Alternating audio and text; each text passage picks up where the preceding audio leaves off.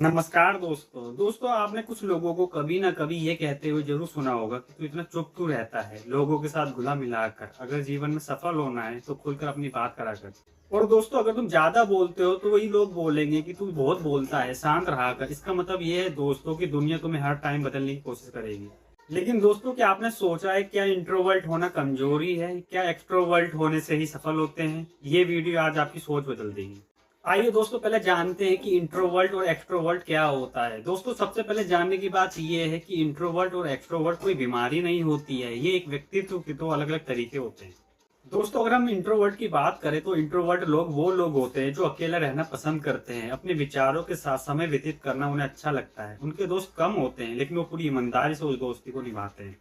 और दोस्तों अगर हम एक्सट्रोवर्ट की बात करें तो एक्सट्रोवर्ट लोग वो लोग होते हैं जो नए दोस्त बना लेते हैं, एक समूह में रहना उन्हें पसंद रहता है, वो जल्दी लोगों से दोस्ती कर लेते हैं, वो टीम को लीड कर सकते हैं। दोस्तों मैंने जैसे पीछे बताया कि जो इंट्रोवर्ट लोग होते हैं वो थोड़ा कम बोलते हैं और जो एक्सट्रोवर्ट लोग होते हैं वो थोड़ा एक्टिव रहते हैं, लेकिन इसका मतलब ये नहीं है कि इंट्रोवर्ट लोग जीवन में कभी सफल नहीं होते। दोस्तों अब एक सवाल आता है क्या इंट्रोवर्ट लोग जीवन में सफल हो सकते हैं? और उसका जवाब है हाँ। इतिहास में कई सारे ऐसे लोग हुए हैं जिन्होंने साबित किया है कि सफलता का संबंध शोर से नहीं है, योग्यता से है।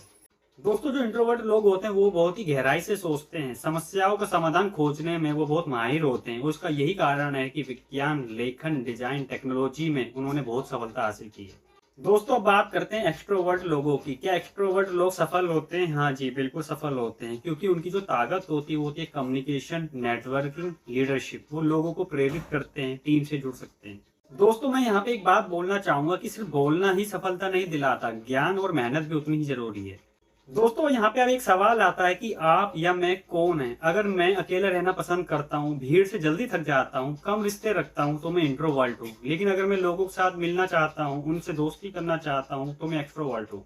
और अगर दोस्तों आप परिस्थितियों के अनुसार दोनों तरफ का व्यवहार कर सकते हैं तो आप एम्बीवर्ट हैं। दोस्तों मैं यहाँ पे एक बात ये बोलना चाहूंगा कि दुनिया आपको बदलने की कोशिश करेगी। कोई बोलेगा कम बोलो, कोई बोलेगा ज्यादा बोलो, लेकिन आपको बात ये याद रखनी है कि आपको अपनी ताकत पहचाननी है, उनकी बात नहीं सुननी। दोस्तों हमेशा याद रखिए, इंट्रोवर्ट होना कमजोरी नहीं है और एक्सट्रोवर्ट होना श्रेष्ठता नहीं है। सफल वही होता है जो अपनी ताकत को पहचानता है और लगातार मेहनत करता है। इसलिए दोस्तों आज के बाद से किसी को इसलिए कम मत समझिए कि वो कम बोलता है, हो सकता है उसके विचार दुनिया बदलने की ताकत रखते हैं। छोटी छोटी चींटियाँ जो इंसानों से करीब 300 से 400 गुना ज़्यादा पुरानी हैं, जो डायनासोर के ज़माने में भी धरती पर मौजूद थी। जब धरती पर डायनासोर घूम रहे थे तब चींटियाँ ज़मीन के नीचे अपना साम्राज्य चला रही थी। अगर धरती पर चींटियाँ ना हो तो इसके काफ़ी गंभीर परिणाम होंगे। चींटियों के धरती पर ना होने से क्या होगा, आइए चले जानते हैं। जिस मिट्टी में हम गेहूँ, चावल, फल फूल, सब्जी इत्यादि उगाते हैं, उस मिट्टी की सेहत खराब हो जाएगी। चींटियाँ मिट्टी को खोद खोद कर हवा और पानी के लिए रास्ता बनाती हैं। चींटियों के बिना मिट्टी सख्त हो जाएगी और पौधों की जड़ें ठीक से बढ़ नहीं पाएगी। पोषक तत्वों का चक्र बिगड़ जाएगा और पौधों और जंगलों पर असर पड़ेगा।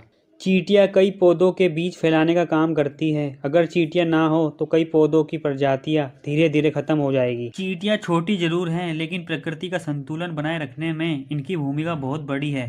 इनके बिना धरती का इकोसिस्टम पूरी तरह प्रभावित हो जाएगा।